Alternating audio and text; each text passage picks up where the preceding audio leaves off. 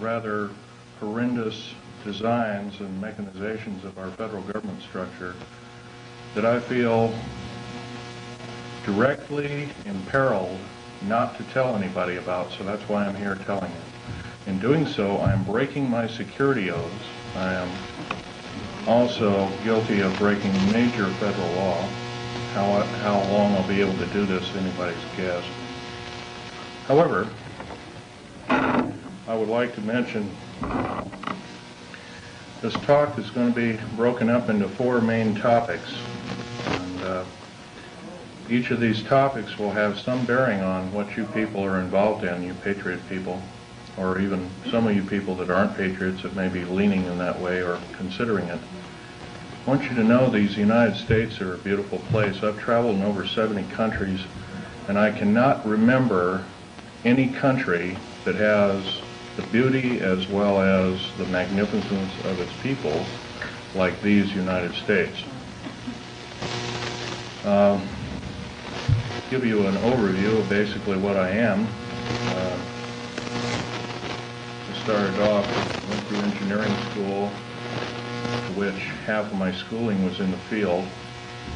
I built up a reputation for being a geological engineer as well as a structural engineer with both military and aerospace applications. I have helped build 2 main concern bases within these United States that have some significance as far as what is it called the New World Order. Number 1 is Dulce, New Mexico. I was involved in 1979 in a horrendous firefight with alien human type, whatever you want to call them. And I was one of the survivors. I'm probably the only talking survivor you'll ever hear. 2 other survivors are under close guard somewhere in these United States. One is not in very good shape. He's living in Canada. So I'm about the only one around that knows the firefight, that knows all the detailed files of the entire operation. 66 Secret Service agents, FBI and the like, Black Berets died in that firefight. I was there. Number 1, part of what I'm going to tell you is going to be very shocking. Part of what I'm going to tell you is probably going to be very unbelievable. So if instead of putting on your glasses, I'll ask you to put your skepticals on rather than your spectacles. But please feel free to do your own homework. I know the Freedom of Information Act isn't much to go on, but unfortunately it's basically the best we've got. Your local law library and your nearest law university is a good place to look for congressional records. So if one continues to do their homework, and one can be standing vigilant in regards to their country. I love the country that I'm living in more than I love my life. I would not be standing before you right now risking my life by telling you these things if I didn't believe it so. The first part of this talk is going to concern deep underground military bases and the black budget. Let me first start by emphasizing the black budget. The black budget is a secretive group, basically a secret budget. It garners 1/4 of the gross national product, the entire gross national product of these United States. At present, the gross national product is around $5 trillion, so 1/4 of that's about $1.25 trillion per year. At least 1.023 trillion, and I say at least, is used in black budget programs like deep underground military bases. Presently, there are 129 deep underground military bases in these United States. Is this our? No, this one doesn't work.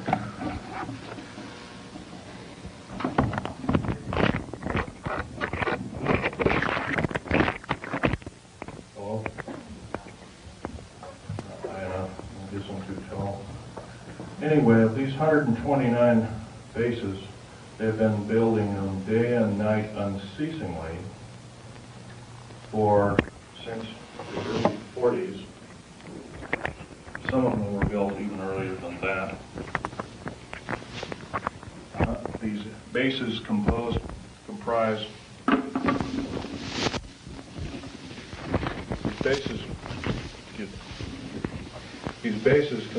basically of large cities underground. They're connected by high-speed monorail magneto-leviton trains that can go up to Mach 2.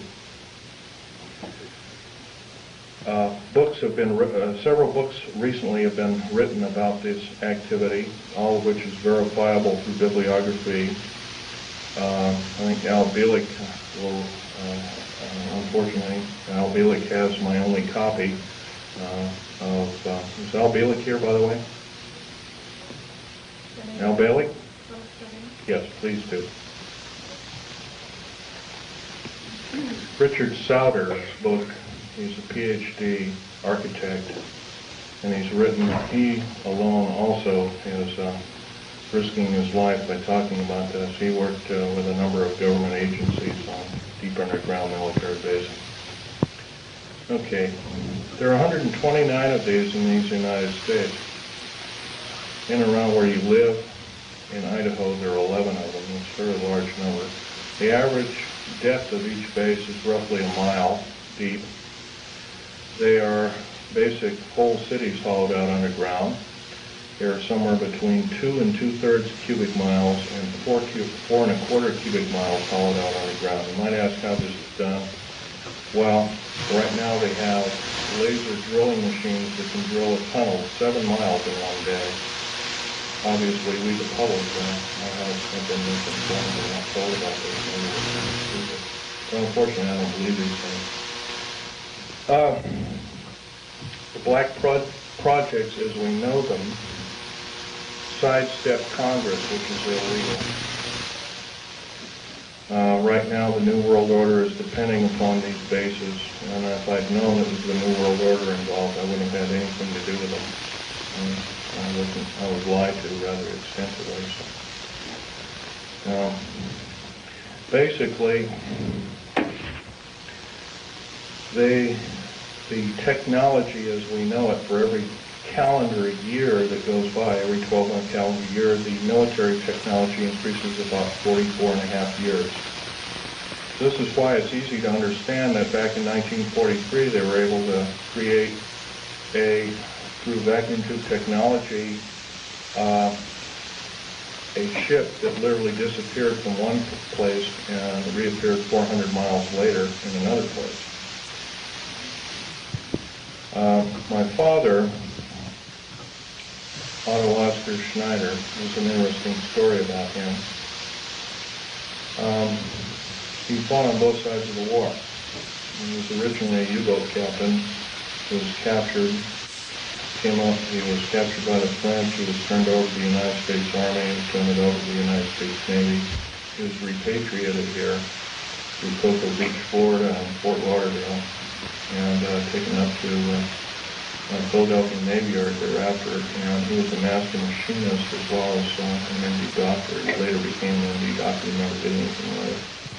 But basically, he was involved with different kinds of concerns, such as A-bomb and H-bomb and Philadelphia experiment and these other kinds of projects.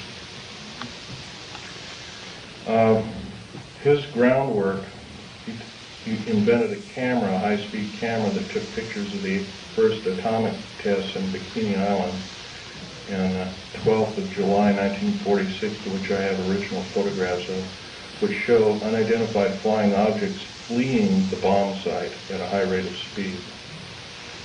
Bikini Island at the time was infested with things in various depths of its waters. The natives always saw them. The natives had problems with their cattle, or basically pigs is what they raised, and other things. Though this story has never come out, this is basically what happened.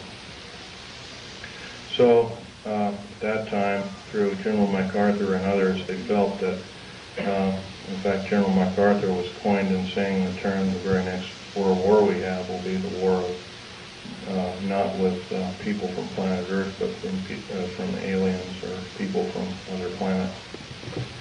And this man was, if we hadn't had him during World War II, we wouldn't be here today.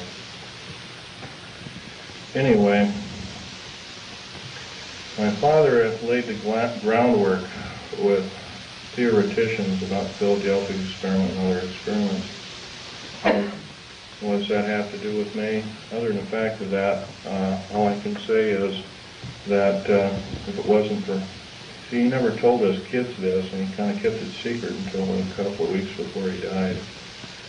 I kind of regretfully say that. I don't agree with what he did on the other side of the pond in Nazi Germany, but I'll tell you one thing. I think he had a lot of guts in coming here and doing what he did. He was hated in his own land. In fact, there was a $1 million in gold reward for anybody who could kill him.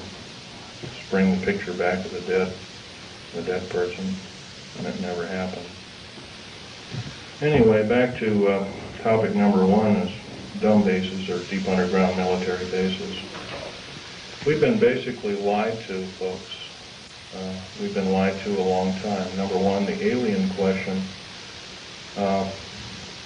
Nobody really knows the truth. We've been ruined by Madison Avenue, has painted a very unrealistic picture of what's going on with outer space aliens and the insider government, especially at Groom Lake.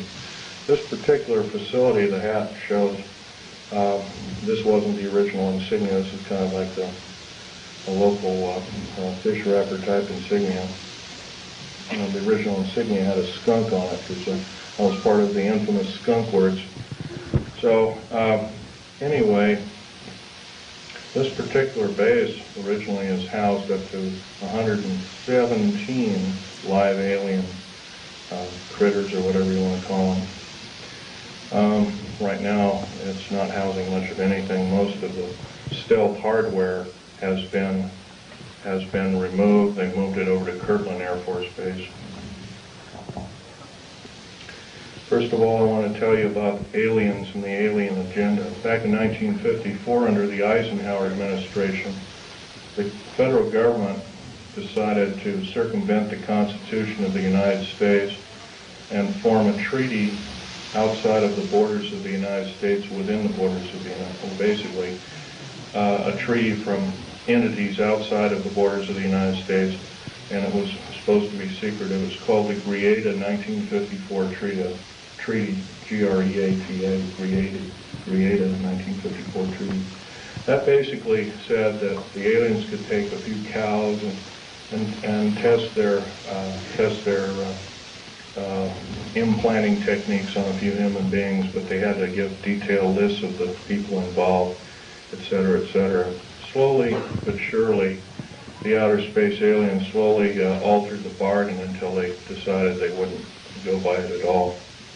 And back in 1979, this was a reality. The firefight occurred kind of quite by accident. I was involved in, we were building an addition to the deep underground military base at Del State, New Mexico, which, by the way, is probably the United States' deepest base. It goes down 7 levels over 2.5 miles deep. But at that particular time, we had drilled 4 distinct holes in the desert ground, and we were going to link them together with shape charge explosives. And then we were going to basically blow out large sections at a time. Well, when I was my job at that time was to go down in these holes, gather rock samples, check them for their particularity or particle count, give a detailed account of what kind of chemical explosive or plastic explosive to use, and go from there. As I was headed down there, to my total surprise, we found ourselves amidst a large cavern that was already full of outer space aliens, otherwise known as large graves. I was petrified. as most people might be. The only thing I could think of doing at the time was shooting at them. I killed 2 of them, but by the time I could reload and refire at that time, I had a Walter PPK pistol. I was an engineer, so I didn't feel I had to carry a gun underground. And I always carried this particular one. It's nice and small, and it's quite effective. But anyway, I emptied, killed a couple of these things, and at that time there was several other groups of people down there. It's about 30 people total, and 30 to almost 40 more came down there, and they all got killed. Basically what had occurred was that we surprised a whole under mountain base of existing aliens, and later I was to find out that we are not the highest on the food chain. These aliens have probably been living on our planet for different groups of aliens anyway, the short and the tall grays at least, for a million years living here. And this could explain a lot of the theory behind the ancient theory of ancient astronauts and these other kinds of things like that. Might also explain the bloodthirstiness of different kinds of native populaces like the Aztecs, etc., Olmecs and whatnot. Anyway, I got shot basically here, and their kind of weapon wasn't really a gun-like thing. It was kind of like a box that they had on their body that they could manipulate. And it burned a hole in me, and it split my ribs apart, and kind of gory and all that kind of stuff. But anyway, it also gave me a high dose of rather nasty cobalt radiation. And I have cancer to this day. It's probably a result of it, although I can't prove that. Okay, the second part of my talk is topic number 2, and includes basically how this all occurred. How could we have possibly gotten involved? Well, we finished working with, we basically were beaten down by World War II, and I guess we were figured to be rather vulnerable as a populace in the world, which we were at the time. And I'm sure this is probably why we, at our weakest point, later found out to be vulnerable indeed, and so we were basically attacked. And of course, I think some of us, how many people here are familiar with the crash at Aztec, New Mexico? Raise your hand. Okay, in 1947, sometime in July of 1947, there was a large crash of a flying saucer. I believe it had 7 or 8 alien critters, or whatever you want to call them, aliens in them. 1 survived, and I believe 6 or 7 were, I don't know the whole story about the whole thing. And one of the artifacts I have here on the table was when I was a young child. I was about 14 at the time. I had a friend of my father was Sir Johnny Rawlins.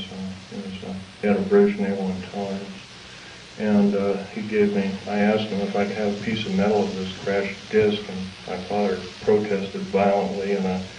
But anyway, Johnny Rollins said, sure, I can give you a little piece. And he gave me a little piece. I've had them in my collection ever since. That was kind of like the small start of a collection. But other than that, the UFOs really wasn't my bag until I started work at Area 51. Which is in the Nellis Air Force Base north of Las Vegas, Nevada.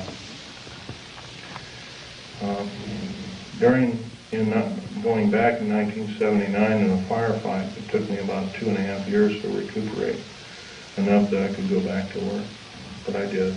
I survived. I went back to work through Morrison Knudsen at EG&G and Bechtel and Page and Page and other construction outfits at the time.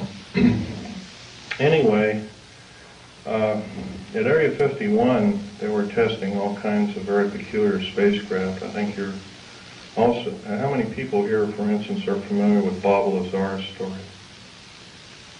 Good.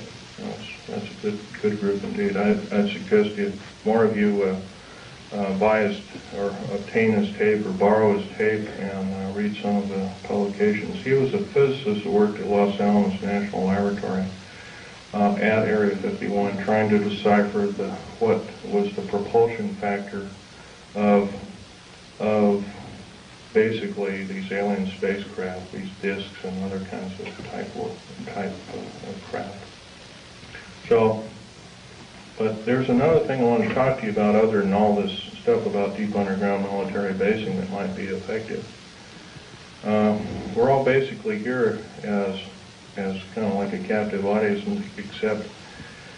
except that we're all worried about the strange activity of our federal government. I'm very worried about it. They've stonewalled senators. They've lied to the public. They refuse to tell the truth in regards to the alien matters. I can go on and on. That the list is it would take longer than there are days here, let alone minutes.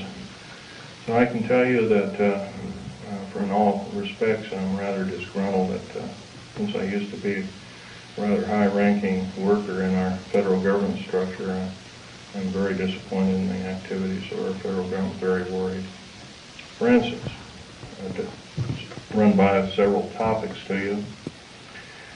Recently I happen to know somebody that lives in and around, I live just south of Portland, Oregon. I know somebody that works at Gunderson Steel Fabrication, and what they do is they make railroad cars. And a fellow I know, I've known for the better part of 30 years. He works there. He's kind of a lead welder and engineer.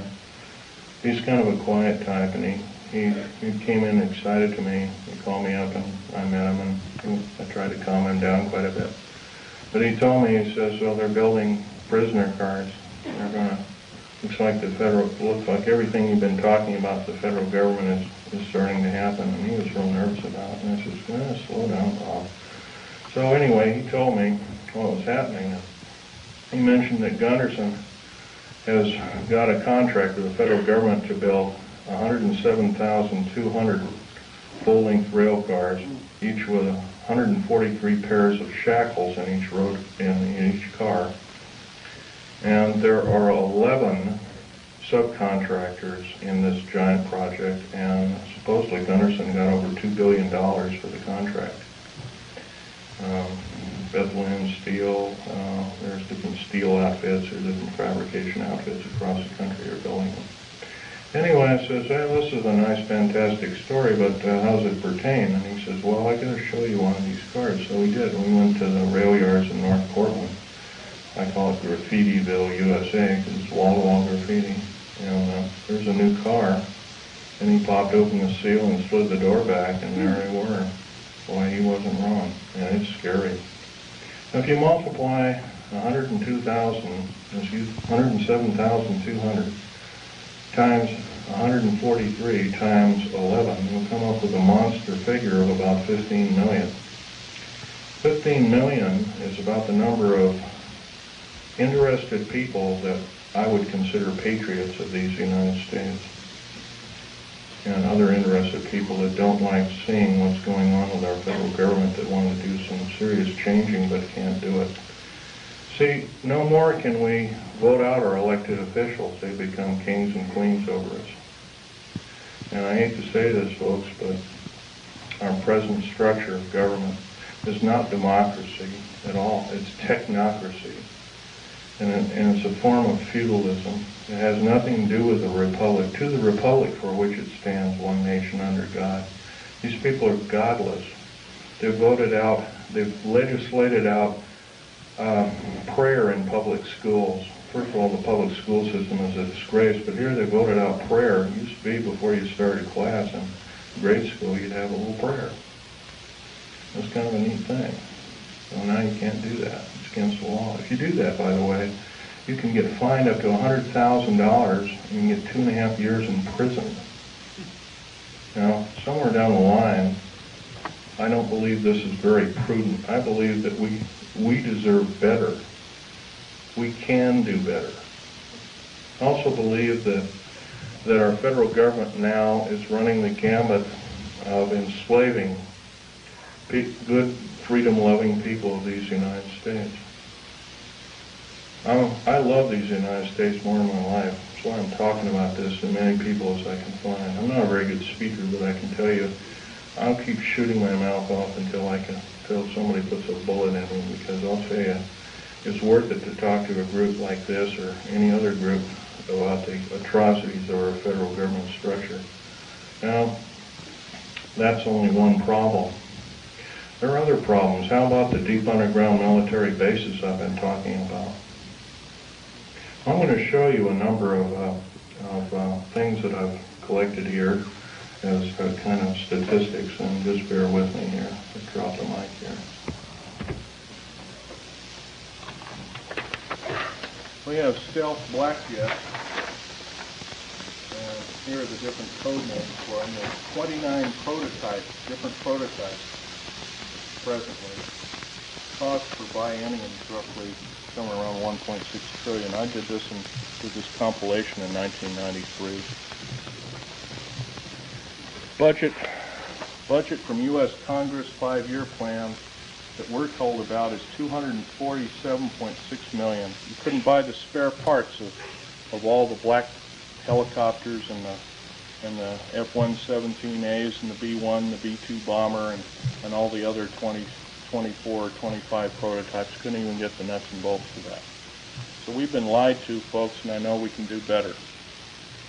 Black budget garners this figure, roughly $1.25 trillion every 2 years. Trillion. I'm not talking billion, folks. Trillion. If you don't know what a trillion is, it's 1,000 billion. It's a big number. If you were to regard that in dollar bills, it would be 11 tons of dollar bills. That's how big a trillion is. Okay. The black budget literally means hidden budget. The U.S. Congress never sees the books of this clandestine pot of gold. Contractors of stealth, and I've listed quite a few here: EG&G, Westinghouse, McDonnell Douglas, Morrison-Knudsen, Wackenhut Security Systems, Boeing Aerospace, Lorimar Aerospace, Aerospatiale of France, Mitsubishi of Japan, also Mitsubishi Heavy Electric Industries, Ryder Trucks, Bechtel, IG Farben, that's a chemical company, plus a host of hundreds more. Is this what we're supposed to be living up to as freedom-loving people of these United States? I don't believe so.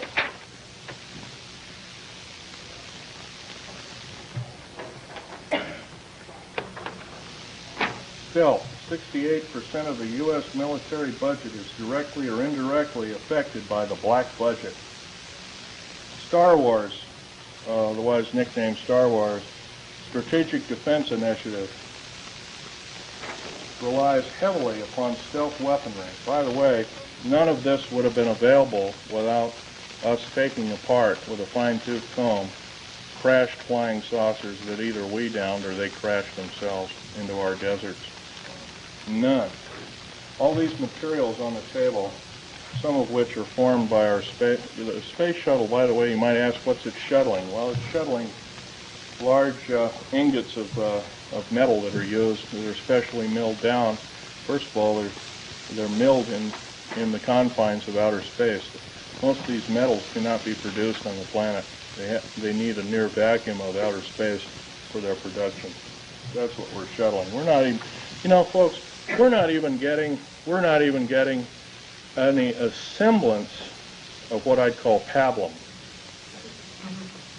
We're not being told anything close to the truth.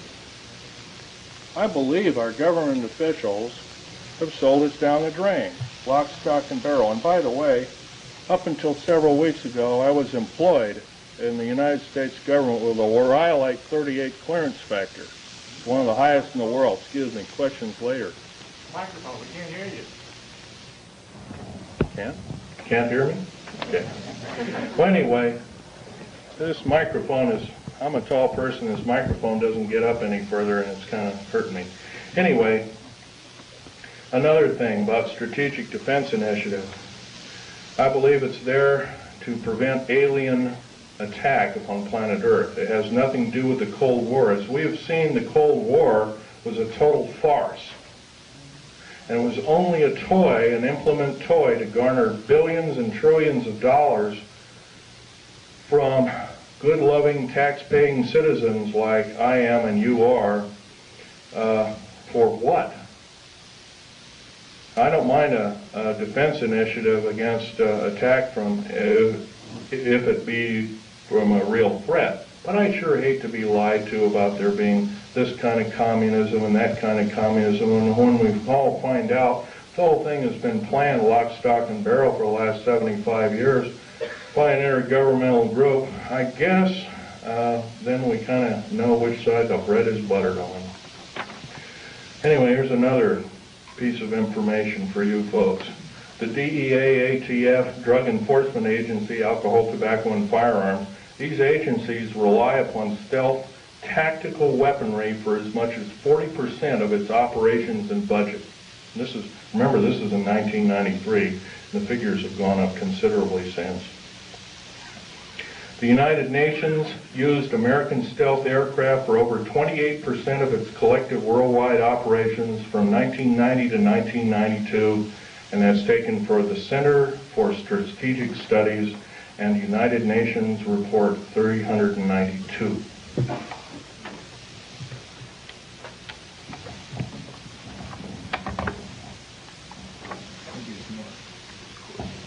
Yeah, I would appreciate that, because I'm having to bend over here and it really hurts.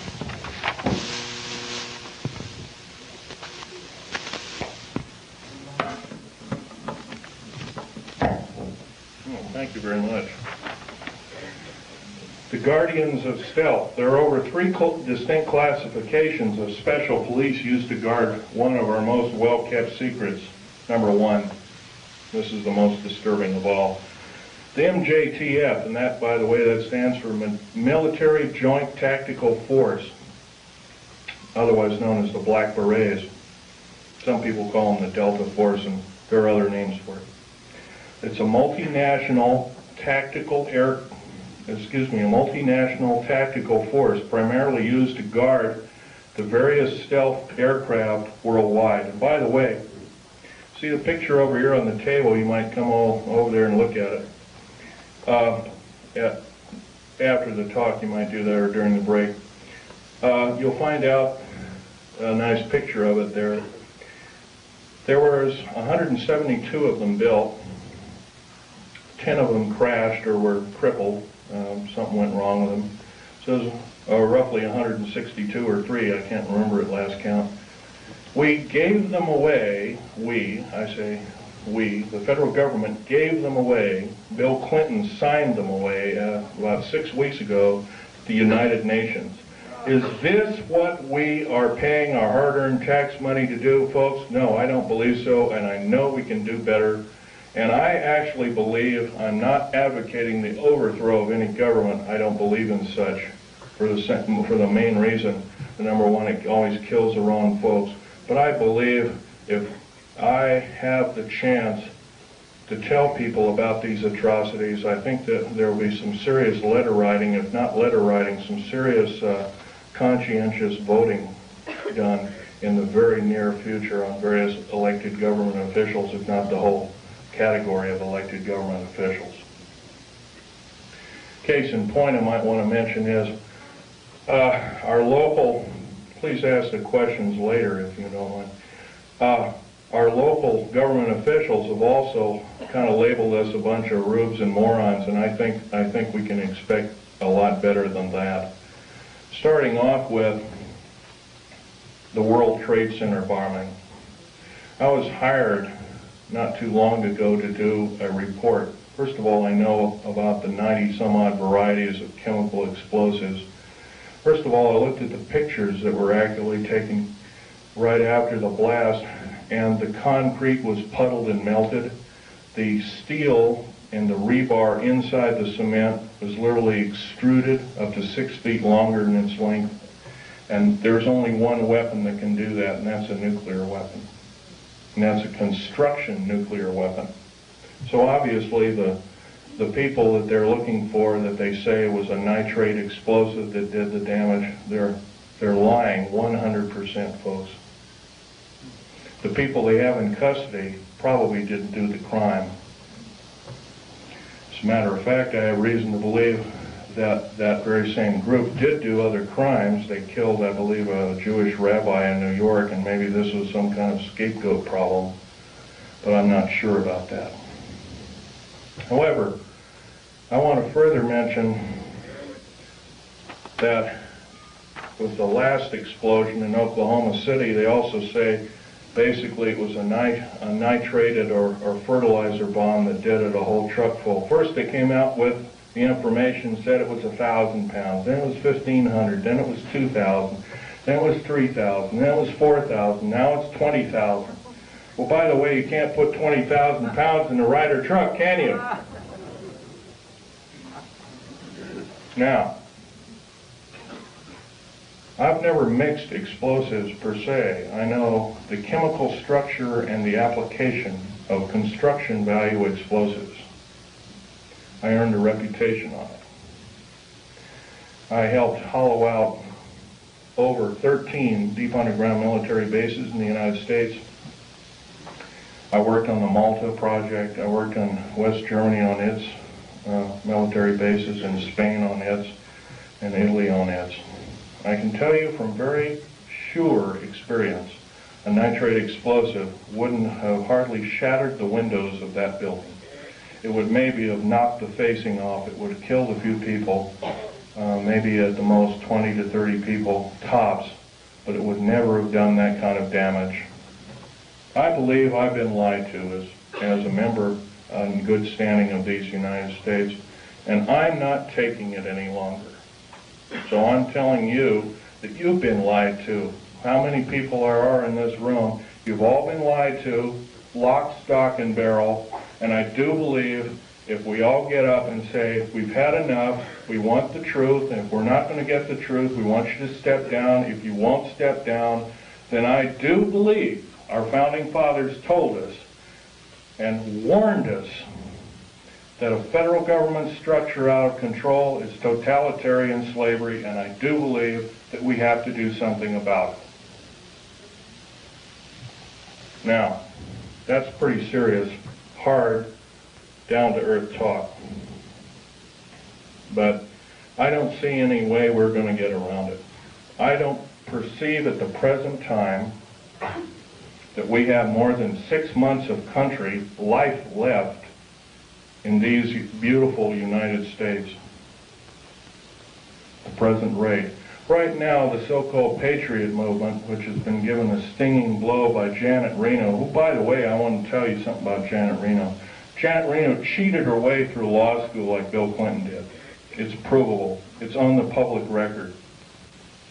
Janet Reno is a confirmed lesbian. I believe there are a lot of wonderful women that would make a great Attorney General of these United States. They're far more educated, they're far more moral than she is. I would hate to think how we are being hoodwinked by such evil people. We are the laughingstock of the world, and I do believe I can qualify myself by saying I'm a tired American, and I'm now speaking out. I think we can do better. I think these people of these United States, mostly older people above the age of 45, are now seriously worried about their own future. And I'm going to give you a run by some scenarios here that are scary indeed.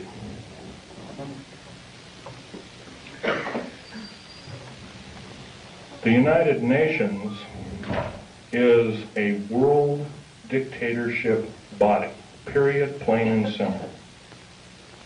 It is housed in the United States. By the way, some years ago there was an interesting thing that happened. The United Nations sent the Uncle Sam, in quote Uncle Sam, a bill for $8 billion. So the Uncle Sam, the federal government, sent the United Nations a bill for $200 billion. They haven't paid one nickel of rent on prime real estate in New York City. They have special trains that shuttle all these diplomats around. One of my best friend's wives and her 2 little boys was killed by a drunken diplomat from Kuwait. who, by the way, our law, by the way, has no effect. I'll tell you another thing. Military law on military reservations has no effect. Public law on military reservations has no effect.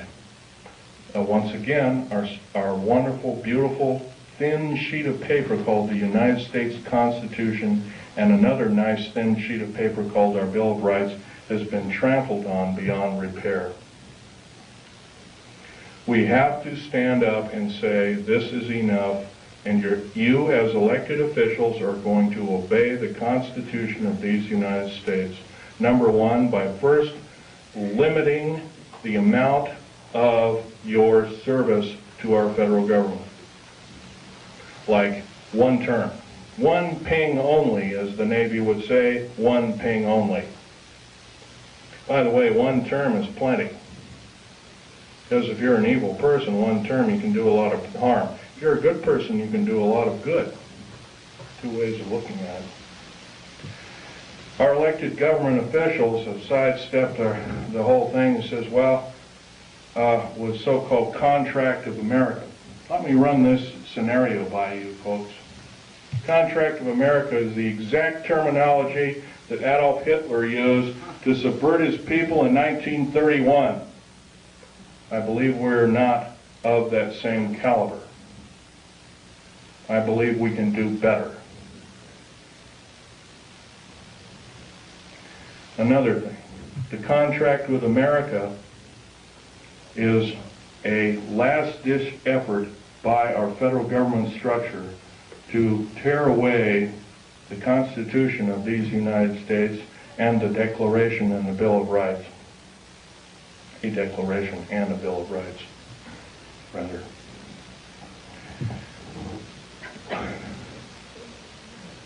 Reading these wonderful piece of paper that were somehow have protected us from economic and other forms of slavery, I doubt if there's more than 50 people in this room, including me, I hate to say, has seriously read the U.S. Constitution. That's a national disgrace. I'm beginning. I picked up a book out of a library and I photocopied it. I'm reading it extensively.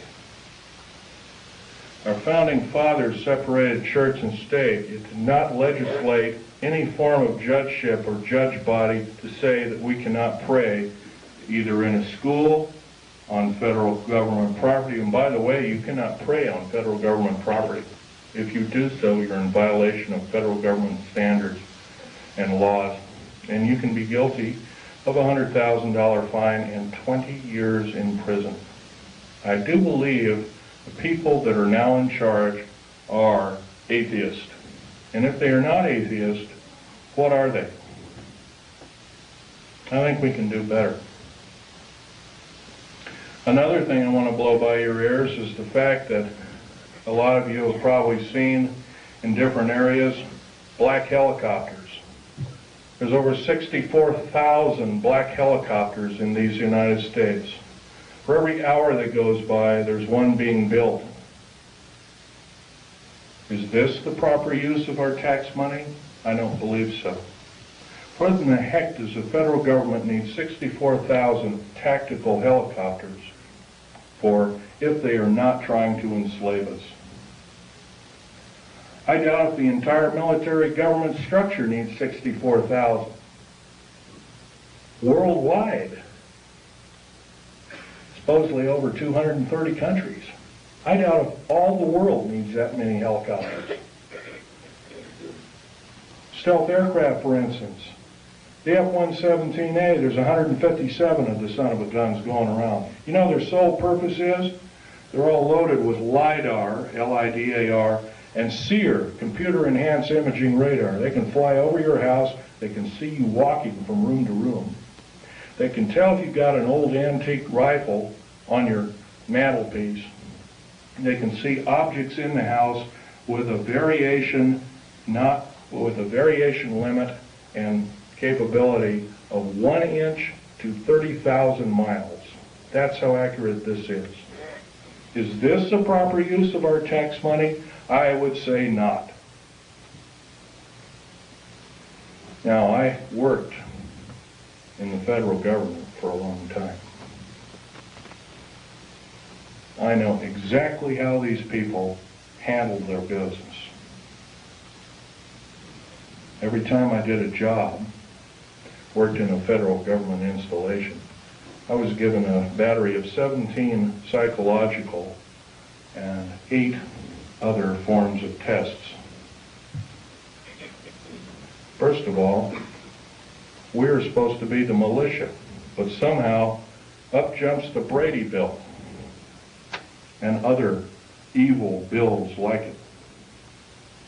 I don't agree crazy people should be shooting firearms, but on the other hand, I do believe in vigilance.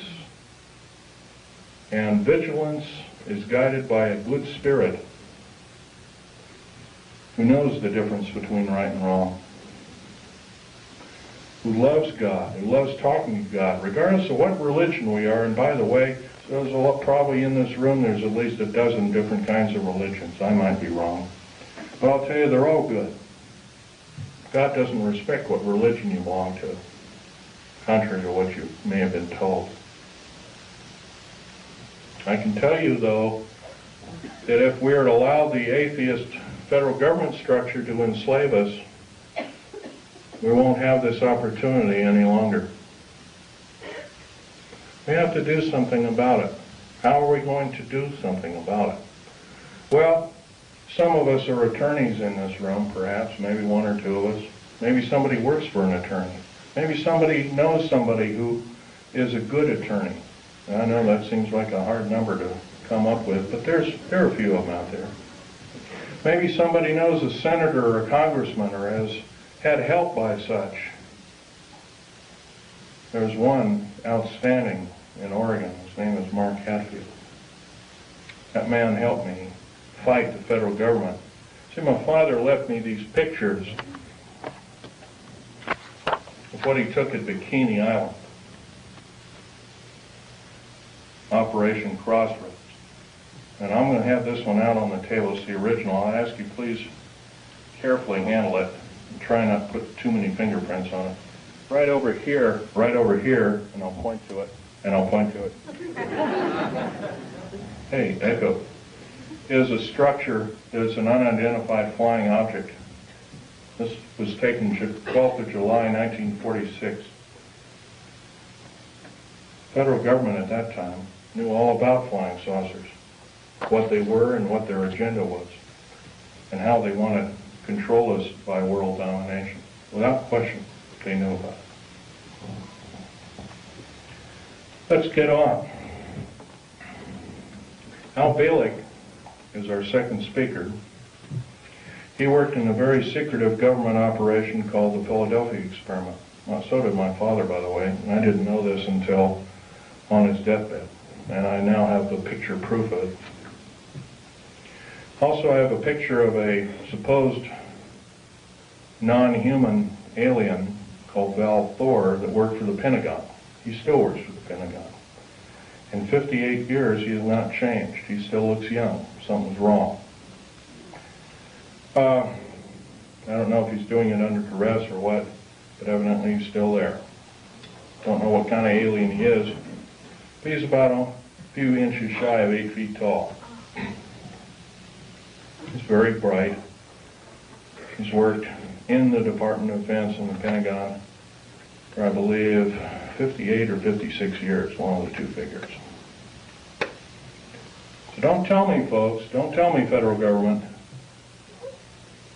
that this isn't so, that when we see something in the night sky that doesn't add up to an aircraft, that it's a weather balloon, or that we're mistaken, or I'm crazy, or we're crazy, because it's not. You've been lied to, you've been cheated, you've been stolen from, you've been cheated by your public officials, and I think it's time that we not only realize this, but it's time that other people form cells and start talking about this vigorously. If, say, only 5 people in this room are doing what I'm doing, I can't imagine just 5 people have one talk in 1 year to a group of people like this. In 6 short months, we could reach 10 million people. That's a formidable number. But if I'm just the only one out there talking, it's never going to do it. Right now, before the U.S. Senate is an anti-terrorist bill. This anti-terrorist bill, by the way, is going to kill the United States Constitution and Bill of Rights by number one. Number one, it will take away, first of all, it will arm the federal government police force. First of all, I think the federal government's got enough police. There's 1,719,000 federal police officers in these United States. That is more that was in either Germany during World War II or Russia under Stalin and Beria. Now, at the present moment in time, 7 weeks ago in Nellis Air Force Base, and a year and about a month ago, about 13 months ago, because I was there at that time, we entertained the United Nations and the Russians and showed them Area 51, which is supposed to be our most secret military base. What is going on, folks? Tell you what's going on. We're being sold down the river. We've got to do something about it, otherwise we will not see this country go on as the United States, and I don't think we'll see it go on for a year. I'm saying I don't believe I will see it go on as a country in 6 months at present. Because if the federal government has created the World Trade Center bombing and the bombing in Oklahoma City, which is extremely tragic because it killed probably 40 or 50 children. And by the way, I have absolutely no use for a person that hates children. Our Attorney General, Janet Reno, hates children. She hates men, she hates everything but maybe her own kind. And by the way, if anything is outer space alien, it's her. And Bill Clinton. Well, Bill Clinton is just another big liar out there.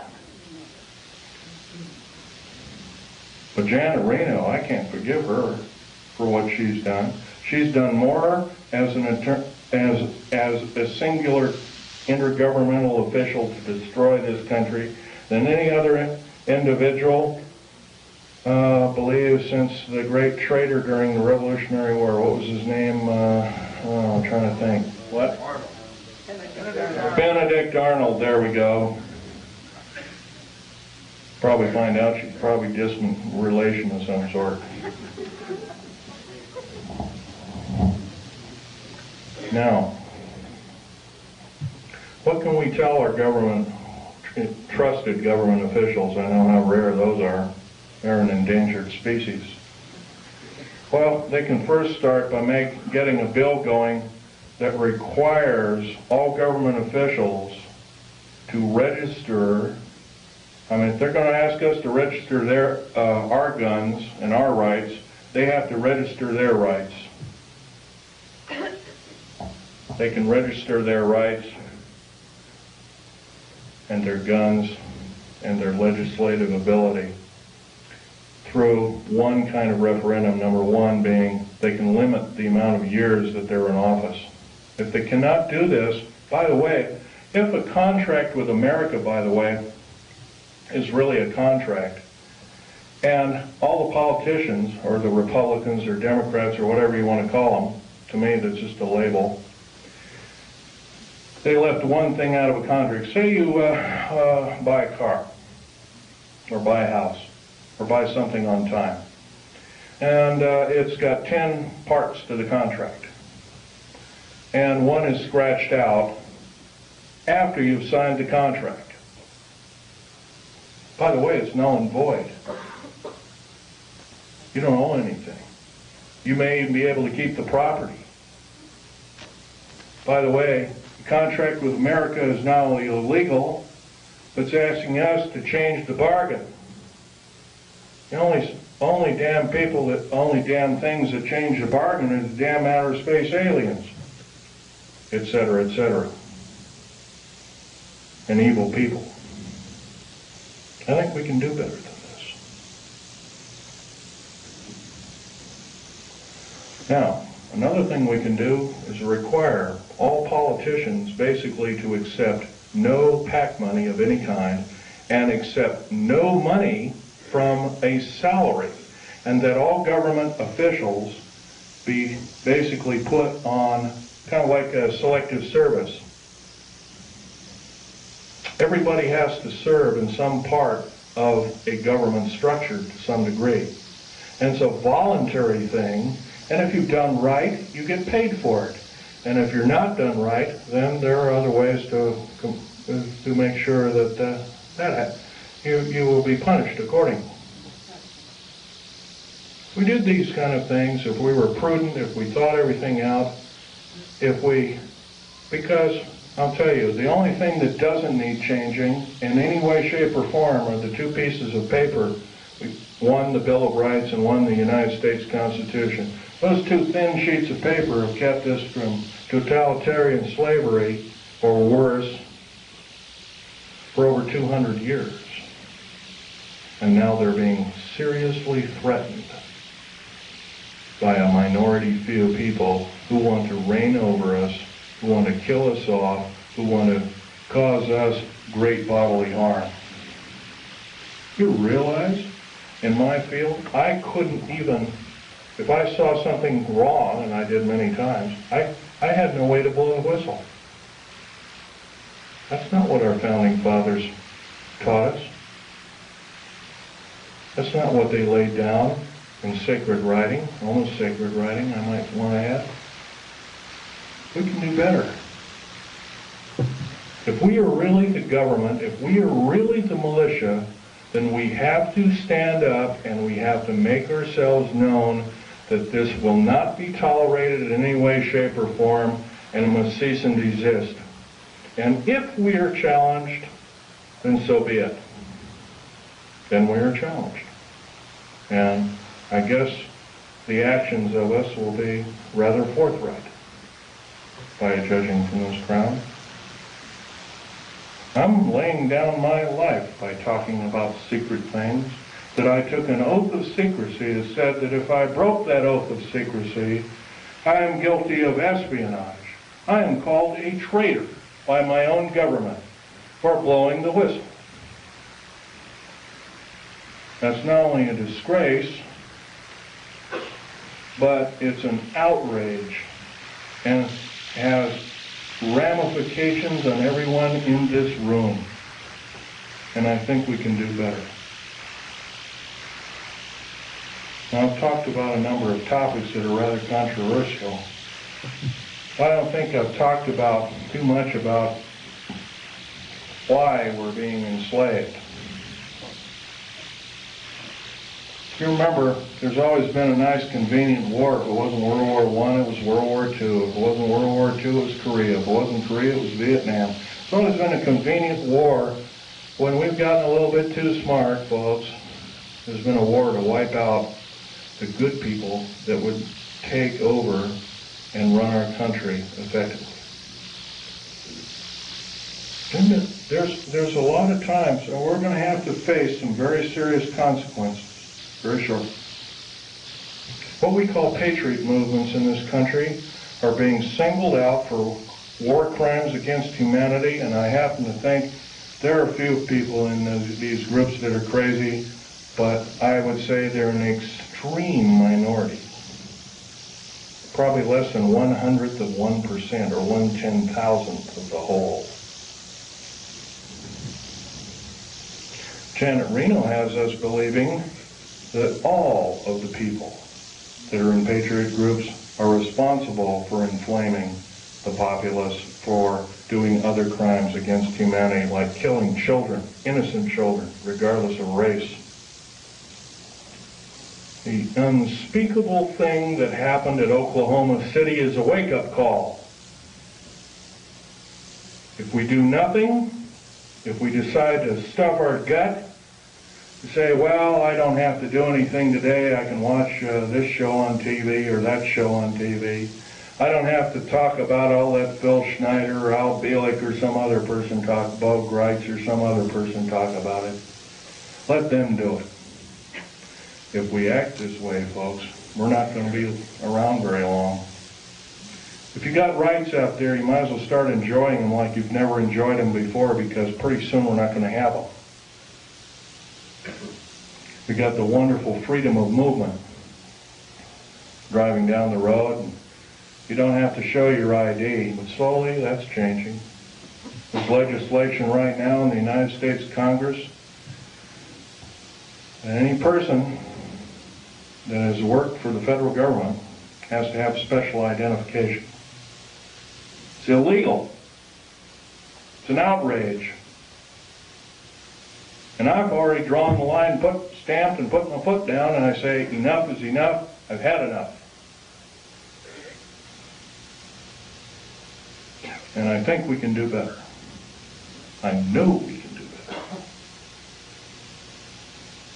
So I'm asking you, out of this entire group, how many 100 people there are, 150 or so? 5 of us. 5 small people gathered together and start preaching the good things about America to whatever group size it is, as long as it's more than yourself. Try a group of, say, 10 or 15. I think most of us have 10 or 15 people we know, friends, whatnot. If 10 people did it in this room, we'd reach double that figure. We'd reach 20 million or more countrywide.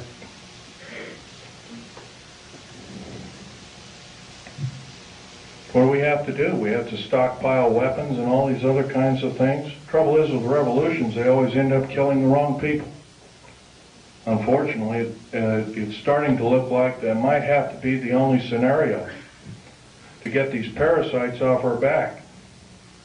And I'm telling you folks, they are parasites of the first water. They're only out for their own self-gain. And by they, I'm talking about your government officials. Not all of them. There are some that are good. There's some that are honest.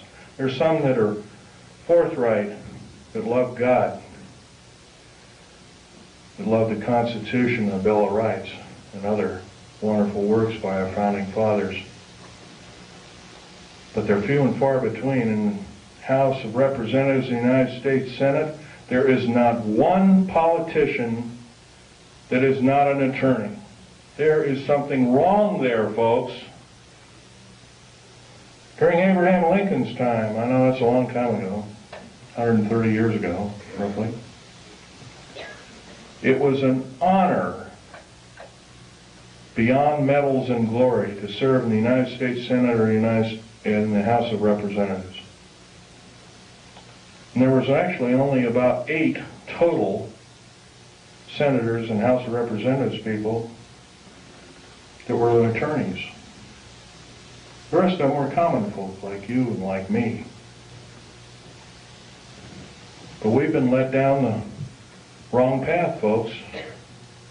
If we sit here and do nothing, we're not going to have any freedom. And it's not going to take very long.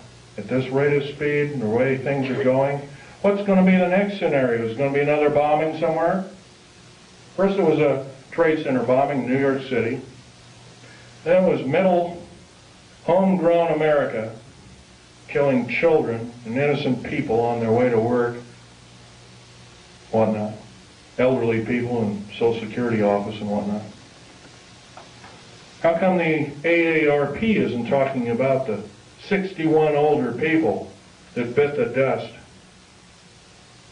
in the Social Security office and the other federal government that was seeking? Some were in the Internal Revenue Service and other kinds of... By the way, that's another thing. The IRS, there's nothing legal about the IRS at all. By the way, do you realize, I was reading the Oregonian newspaper 10 days ago. President Clinton has authorized the U.S. Mint to print the new money. They've already printed about $3 billion of it. You travel overseas, you get this pink-looking thing with a picture of a president on it, and a similar thing, the insignia is a little off-center, done that way. On either side of this bill is a UPC stripe. No, sir. I don't believe in having the mark in my hand or in my forehead like the Bible taught me. But it's coming, folks, if we do nothing. It's coming as sure as I'm standing here telling it to you. And it's probably going to be here in less than 2 years if we do nothing. And this is I'm actually downplaying it. It could be a lot sooner. Federal government right now, with their high tech, has invented an earthquake device. I have reason to believe that the earthquake in Kobe, Japan, by the way, I'm a geologist, I know exactly what I'm talking about. There was no pulse in the pulse wave. There's supposed to be a pulse wave in any earthquake. There was none in the Kobe, Japan earthquake. None. In 1989, in and around San Francisco, there was an earthquake. There was no pulse or pulse wave. That is a Tesla device. Nikola Tesla invented it, and he did it not out of evil, but he was trying to make a device that could be accurately used for construction and building of buildings and that kind of thing. It's been taken for evil, though, guaranteed.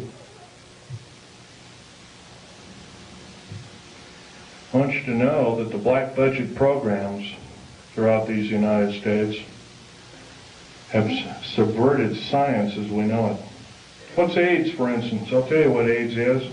AIDS was invented by the National Ordnance Laboratory in Chicago, Illinois in 1972. It was a biological weapon to use against the people of these United States. The reason I know this, I have seen the documentation by the Office of Strategic Services, which by the way is still in operation to this day, through the Centers for Disease Control in Atlanta, Georgia. They used the glandular excretions of animals as well as humans as well as outer space aliens. I'll tell you something about these outer space aliens. They're mortal. They can be shot dead just like you and I can, but I'll tell you one thing. They're bad news in the worst order. We have absolutely no defense against their germs. None. They're a biological weapon of terrible consequence. I advocate that every alien on this planet, good or bad, if they're good or bad, they have to be isolated. They are a biological weapon. Saddam Hussein and other people have killed 3.5 million Kurdish people with a similar biological weapon. Do we, the people of this planet, deserve this? No, we don't. But we're not doing anything about it. And every moment that we waste, every moment that we don't blurt out and we say we've had enough, that we deserve better, that we're going to get better, we're doing other people on this planet in different countries a great disservice. Right now I'm dying of cancer related to work that I did for the federal government.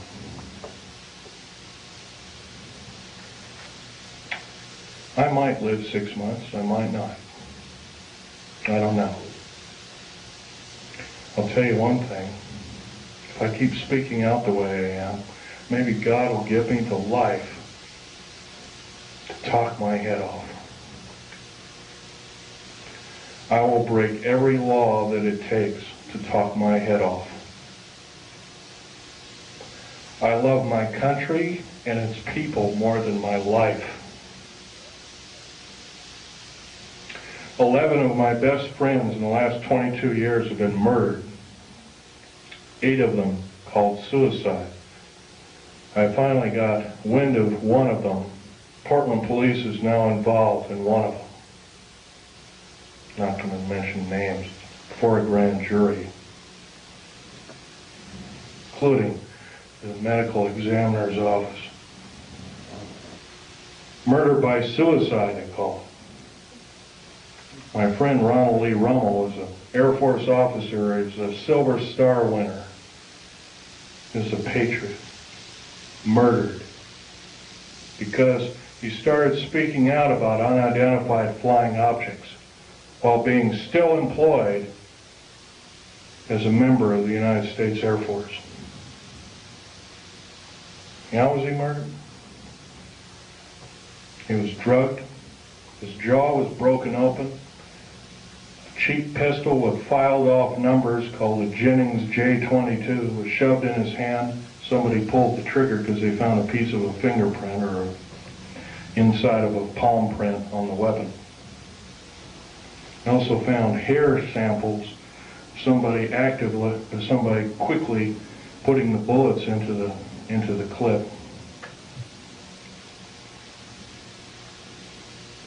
That man saved my life. That man had a family of 5 children. That man was a great person. There's a good chance that when I fly back to Vegas, I have to drive home. I left my car down in Vegas. I have to drive home alone. I'm scared to hell. Before I went to talk in Las Vegas, Nevada, I drove a friend of mine, a disabled friend of mine, down to Joshua Tree. And 29 Palms is next to Joshua Tree, and I went to see a dying disabled veteran friend of mine also. Kind of an acquaintance friend. I don't see him very often. Can hardly talk. He's got throat cancer from working with atomic weapons. Federal government didn't want to pay for it, so he married a nurse whose father has donated enough money to keep him alive for a little longer. Well, after seeing these 2 people, I drove up over the mountains. I had to drive around the mountains and up into them to get to Needles, California. It was followed by 2 government vans, E350 vans with G14 plates, each with a couple of occupants apiece. One had an Uzi. Ready, he was loading it, because I could see it through one of the windows. They zoomed by. I knew exactly what they were. I've already spoken out. I've spoken in 19 talks to present. I've probably reached 45,000 people.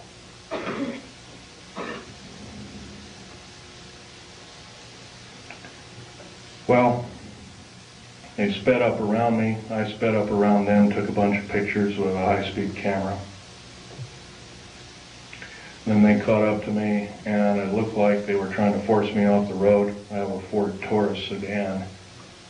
But what they don't know about that Ford Taurus sedan, it's got a police interceptor motor. It's got an 8-liter motor. It'll do 140 in the shade. So I got up above them, and I come to a screeching halt right in the middle of the road. And the road was just wide enough for my car and maybe a foot on either side. There was a deep ravine to the left. There was a shallow ravine about 9 or 10, I'd guess roughly 9 feet deep, 10 feet deep, something like that. On the other side.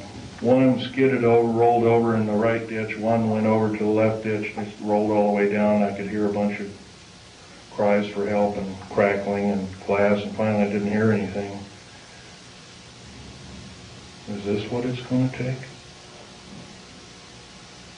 2 weeks ago, I had a man come to my Wilsonville apartment, going to arrest me. By the way, I have a Rhyolite 38 clearance. I don't know if you know what that means. I only report to 3 individuals with that clearance. President of the United States, head of the CIA, and or a base commander. No one else. This man came to arrest me. and called the sheriff. Said, I can't open the door to you. Open the door, well, we'll beat it in. I said, if you beat it in, you're at risk of your life. Are you threatening me? Yes, sir, I'm threatening you. I'm going to call the sheriff right now and have you removed. You're threatening my life. Called the sheriff. Sheriff came, Clackamas County Sheriff car came, pulled right behind him. I know this man very well. I would trust him with my life after what he did. He risked his job. He risked a 22-year career with the police department. He went right behind this guy, prevented him from getting out. He threw a bullhorn. He says, you are under arrest. Please come with me and I'll escort you out. He was escorted out in handcuffs to his disgrace. Sheriffs have a lot of power in this country. They can arrest FBI, CIA, DIA, and the like. It's a very good thing. If it was, I wouldn't be here talking to you. Now, I want to end this talk by mentioning we all know what the Patriot movement stands for. Every one of us loves America. Most of us love America more than our life. Most of us are willing to defend it as we have defended it before. And we'll defend it again and again and again for how many times it takes until we get the objective done. I would like to believe I'm a patriot. I'm no longer employed by the federal government. I took a pair of scissors and cut up my security card and I mailed it back to the SOBs, pardon my French. I wrote a detailed letter and said, my life is threatened in any way, shape, or form. I did this. It's already been threatened. I will consider downloading 140,000 pages of information sensitive to the New World Order, Strategic Defense Initiative, and what it really stands for, and the federal government structure as a whole. I've already begun to do this through the Infonet and the Internet worldwide. I spent $78,000 getting these kind of pictures away from the federal government after my father willed them to me in his will. There all they are, a piece of paper with a few revealing notes on them. Stanley Val Thor is this particular character right here. Right here. He hasn't changed a bit in 58 years, thereabouts. I have over 7,000 pictures. I have detailed files and writings. I have alien artifacts and medals. You're only looking at half a dozen of maybe 7,000 that I have. I feel you people have to know the truth as best as I could tell it. Thank you very much.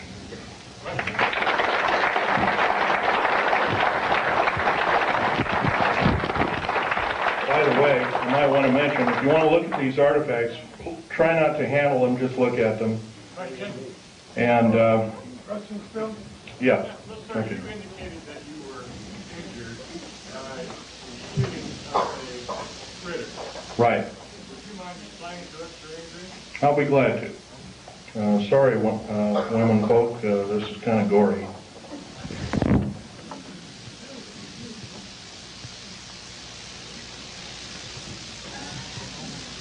What did you say it was that hit you? Okay. My legs are worse.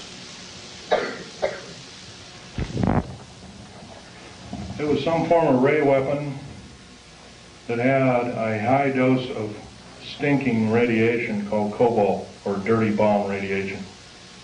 I remember the color of the beam, it was a light green, kind of like a light emerald green. Question? You know much about the reverse phase wave? No, I do not. Question? Have you heard the civilian federal transfer center being built in Oklahoma, Louisiana, and I think Michigan? Yes, and I can tell you that there are 50 of them. There's one in every state. Can you describe what their purpose is? Purposes, they are prison camps. Will make Nazi Germany look like a kid's toy. These things are huge. They're very large. As big as they are above ground, they are a minimum of 3 levels below ground. Have you ever heard of Goose Lake, for instance? Goose Lake is a prison. It's a supposed model prison run by Wackenhut. Wackenhut is Fourth Reich Nazi German. They run this entire police state operation in Southern California.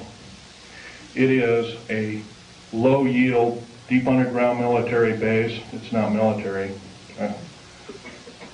Wackenhut base, basically. It's buried about 500 feet underground. It is a long runway underground. It's about 3 miles long. It's got 2,700 prison cells in it. There's a track on either side of it. Food and shower facilities are all on. They're kind of like individual cars on tracks, and they service each prisoner. You got to change your clothes once a week. You got to shower once a week. No television, no nothing. Totally underground. Minimum lighting facilities. If you talk, you are beaten senselessly. 2,700 federal prisoners are in it right now. The worst of the worst. I don't know about you, folks. I learned an old song in church. The vilest offender who truly believes a pardon in Jesus is quickly received.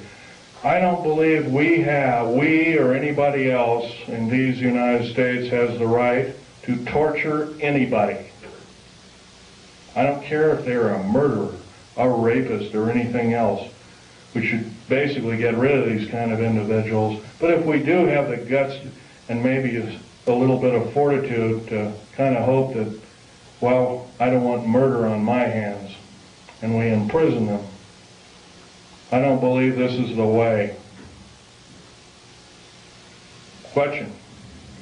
A comment.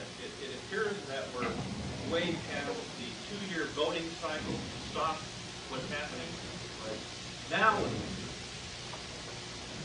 Well, like I said before, start forming cells, enclaves. I hate to say this, enclave has a peculiar, nasty overtone to it.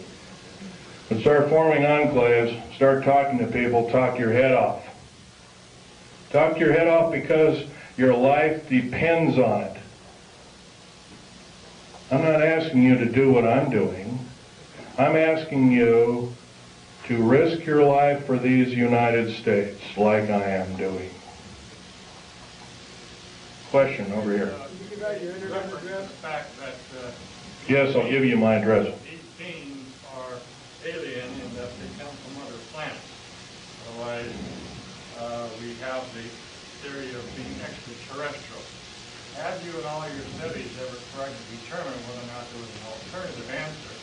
Rather than being extraterrestrial, are they extra-dimensional? And if so, what have you discovered and what authority can you mount to be able to show that as a possibility? Okay, let's take one thing at a time here. Extra-dimensional, they could very easily be. Al Bielek will probably tell you about that in his talk. When we blew up the A-bomb tests, and later the A-bomb, Hiroshima, Nagasaki, and all the other tests that took place, we basically opened up a hole in time. And the reason I know this is Al Bielek told me, if you look in an early 1953 Life magazine, you'll find a picture of an A-bomb, and there's a round mushroom cloud, and through the mushroom cloud you can see black space with stars. Unfortunately, those stars don't add up to any known stars in our view. And so Al Bielek was telling me, yeah, that opened up another dimension. And Life magazine almost lost its license to print. But yeah, you're right there. Your other questions, some of which I can or cannot answer, Right now, as much information as I have, I like to say I'm a scientist, but I think that's got a kind of a bad connotation anymore. But anyway, as a scientist, I like to say that in all my studies, I have every reason to believe outer space aliens are another form, another tool, another system of technology to enslave the wonderful people of the United States of America and the world under a one-world government. And this scenario occurred in Nazi Germany and is now occurring in the United States, and it's got to go. Otherwise, we're going to go. Next question over here. Now, what's the reason for the base?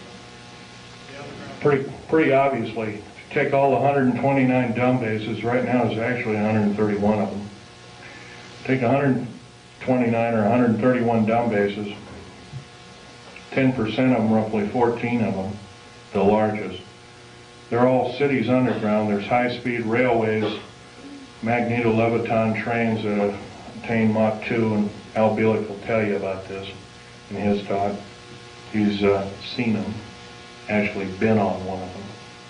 I've seen the tunnels, I've never been on the train. He'll tell you that also that these can house great numbers of people. Well, I'll tell you exactly how many numbers of people.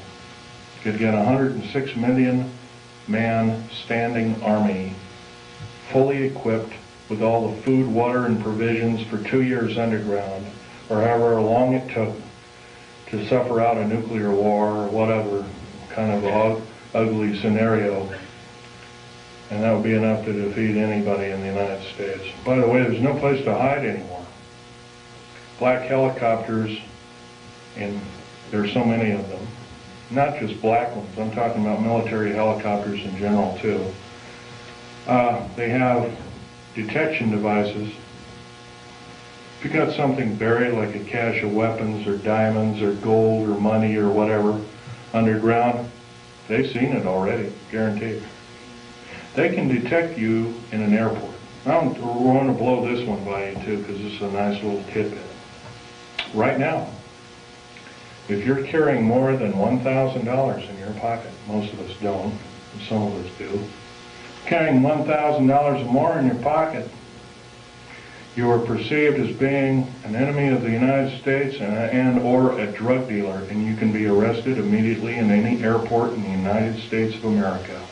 By the way, if you look at your money, your 50, 100s, 20s, 10s, 5s, whatnot, and even the 1s now, you'll find there's a little thread in there. If you look at it, like on a $100 bill, it'll say 100, and it'll have a little number in the 100, 100, 100, and $100 marks all the way on both sides. It's a little, kind of like a little thing that tells you that the beast is still there. We don't do anything about it, folks. The beast is going to claim us, every one of us. Okay, question? Any more? Okay.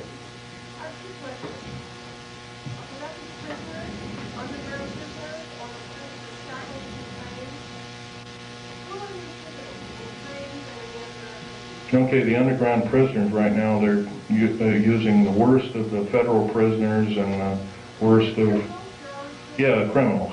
That's correct. And that's pretty obvious. If you add up if you add up 143 per car, multiplied by 107,200, multiplied by 11 general contractors, each with a similar contract, you're going to come up with a figure that exceeds 15 million.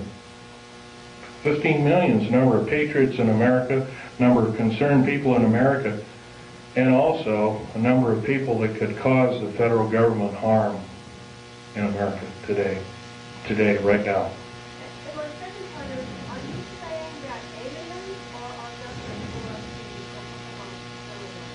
I'm saying our federal government blew up Oklahoma without question. Clearly proven. First of all, what did it? If you look in the pictures of the explosion, you'll find there's a large block taken out near the elevator shaft, and there's a smaller explosion. By the way, a nitrate explosive has a maximum capacity of 20 kips worth of pressure per square inch. A kip is kilotons of pressure, 1,000 tons. So 20,000 tons of pressure per square inch maximum. If you had the whole truck totally packed. Wow. By the way, the federal building in Oklahoma City had some pretty strong girders in it. Girders and pillars and stuff like that. The average federal building, especially a new one like this one, has a tensile strength of 200,000 kips.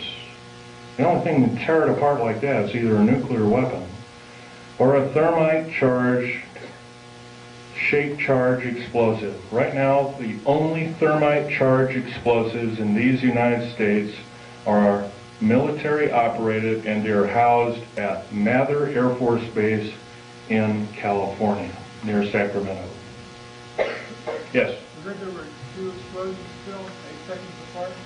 I wasn't really aware of that, but if there were 2 explosions, I would assume that one was either a reverberant explosion or it was an atmospheric explosion. It was on the seismograph at the university. It wasn't an echo. I'd have to look at it. It's on the back of the sheet I just handed you. Really? Okay. Right there.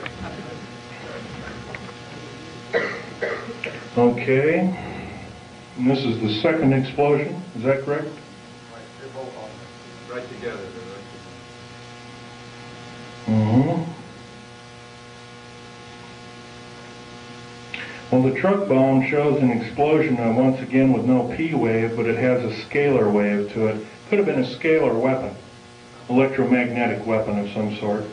The train explosion, once again, also has it does have a P wave, but doesn't have an N wave. Therefore, it too must be a device. No, that's the train that's going by the university. Oh, it is, okay. It's going driving by the All right. I heard the director being interviewed, and he said the same thing. There were 2 explosions, and they asked him if it could have been inside, and he said... Well, this one here that says truck bomb. No, that's not the bomb. That's a truck driving by the university. No, this, okay. It says, oh, truck and bomb, I see, okay. The 2 that are marked bomb, once again, have the configuration. It's called the squared sine wave configuration, or Crazy Ivan, as the Navy calls it. Squared sine wave with no P wave, it would have to be a mechanical device, without question. I could prove that, but it'd be kind of boring laying the figures out. Okay, another question? Yes, ma'am. How do you respond to Christians who are apathetic about saying it's all prophesied in the Bible anyway, the New World Order, the Mark of the Beast, and, I want Jesus to come anyway, so, why fight it? How do you respond to that? Prudence. What you know best to be. Pray about it. Prayer. That's the only prudence around worth saving. Next. This lady here has a question. Okay. Is it true, do you know, if they're using a balance or stuff recording on the TV, or behind this past colonies on It's quite a possibility because, for instance, the New World Order and the elite, as we call it, built and funded Hubble telescope. Remember also that telescope, the one that orbited Mars, was supposedly shut down. That was another lie, total lie. Took detailed photographs, totally mapped the planet. I've seen some of the photographs. The face on Mars is a reality. There, at one time there was a civilization. That's been proven. Computer enhancement photograph, and it was broken down by a supercomputer and proved it to be a intelligent made device rather than a hunk of rock with a funny shadow on it that NASA told us. Another lie. Once again, you have to remember it. These people cannot tell the truth. In days past, they were called the sons of Belial, the ones that could not tell the truth. We have to consider them our enemy. Next, please follow. Yes, they do have bases on Mars. Have you heard of that possibly these rays are part of the experiments which our government are doing under base of making the synthetics, all these creatures, but perhaps they're manufactured? No, sir. I can tell you right now that's not so. They have a copper oxide for a blood, similar to an octopus, a cephalopod, or an insect, or a spider. Another thing is their chromosomal structure is totally different. Their cellular structure is totally different. No, sir, that's not true at all. Are there any good aliens up there? Some people think that perhaps... Probably so. There's supposedly a group from that I've heard from different sources, fairly accurate sources at that some of them came from the Pleiades, but right now they're supposedly having an all-out war with the Greys, and they had to leave us, and they left us anywhere from a couple of years ago to 4 years ago. I haven't really studied that in. I've been talking about other things lately, so... Some people think they're here to rescue us if that whole thing blows up. Don't count on it. Question? Can you give out your internet address for the access information you're downloading? No, sir, I cannot do that. You'll have to go through the internet and do it yourself. That would be giving myself away to the beast, and I can't do that. Question? Is it possible that this gentleman here in front here made a statement regarding the attitude of a lot of people who are Christians? Is it possible that you are taking a study called eschatology,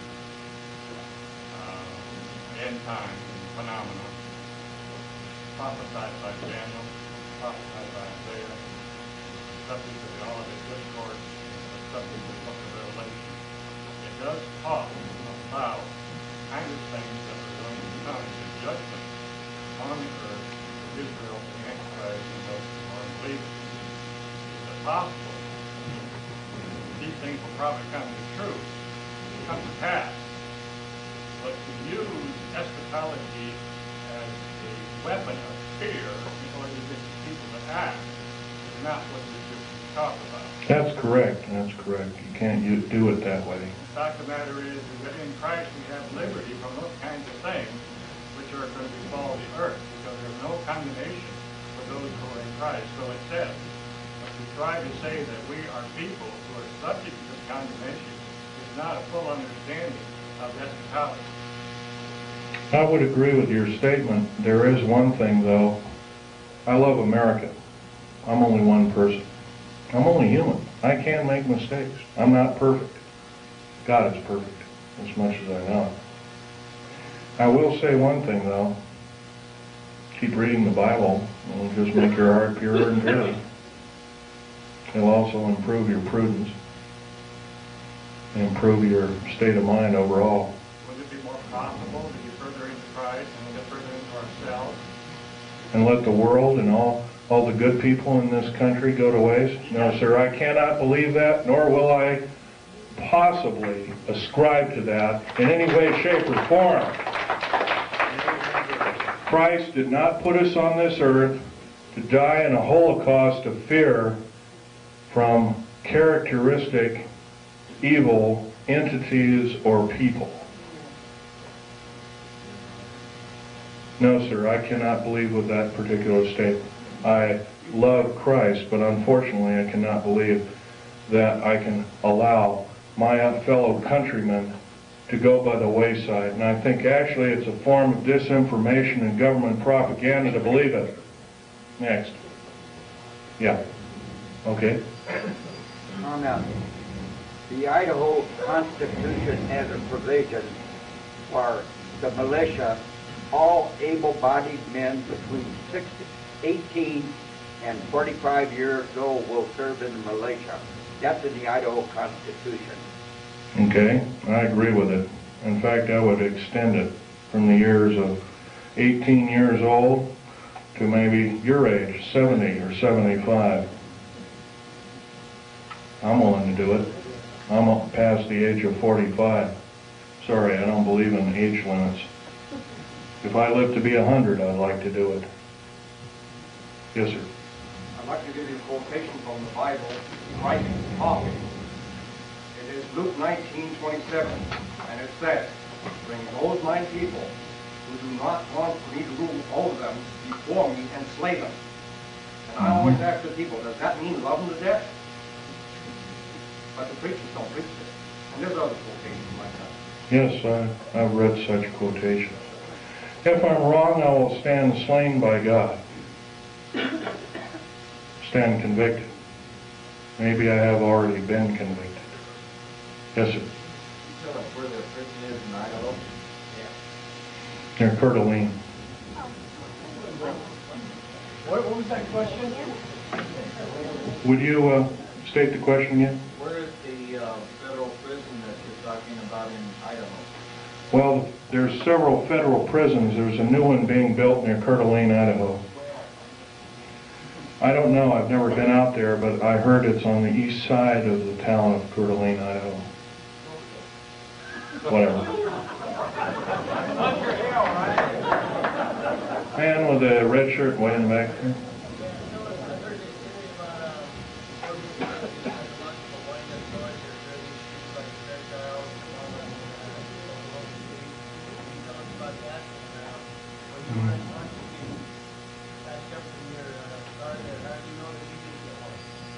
I don't.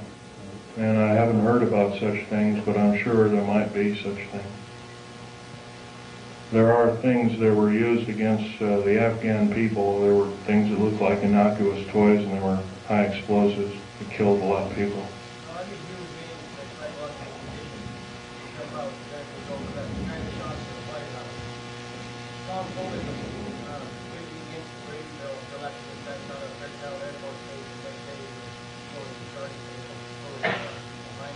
You can bet your bottom dollar that this is some form of a setup of American people's rights, without question.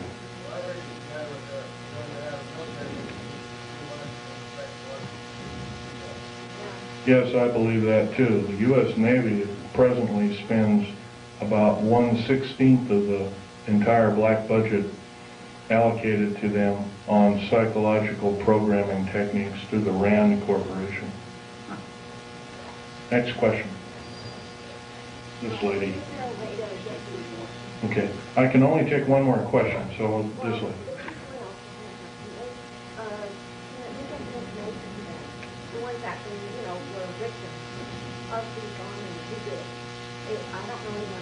I personally don't know the name of the person who did it, but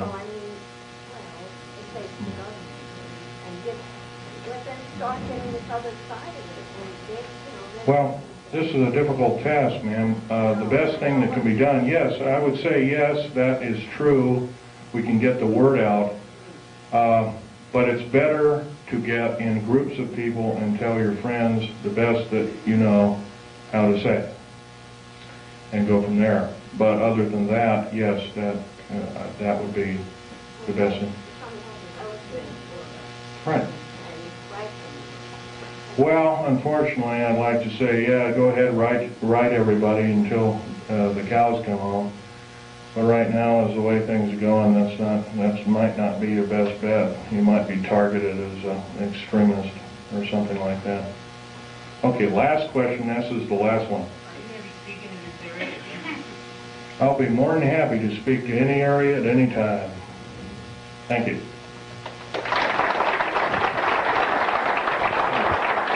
May God bless each and every one of you and your families, too.